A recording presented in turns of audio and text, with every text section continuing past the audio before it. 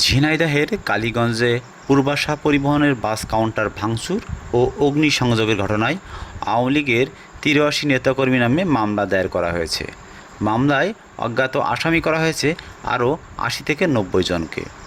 ২৫শে আগস্ট কালীগঞ্জ থানায় মামলাটি করেন একেএম খালেদ সাইফুল্লাহ নামের একজন। মামলা নম্বর ১১।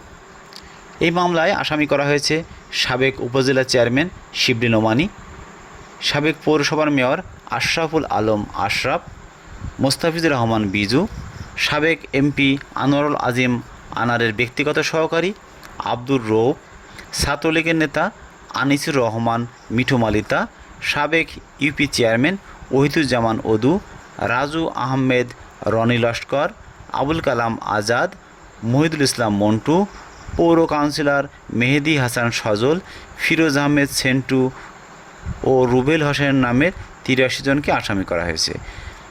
মামলার এজাহারে উল্লেখ করা হয়েছে, গত ৪ই আগস্ট বিকাল ৪টার দিকে উল্লেখিত আসামিরা আগ্নেয়াস্ত্র, ককটেল বোমা, পেট্রোল বোমা, হাত বোমা, ধারালো দা, লোহার রডসহ দেশীয় অস্ত্রশস্ত্র নিয়ে ১ নম্বর আসামি সাবেক পৌর মেয়র মোস্তাফিজুর রহমান বিজুর নেতৃত্বে পূর্বাশা কাউন্টারে হামলা করে ভাঙচুর করে অগ্নিসংযোগ করে।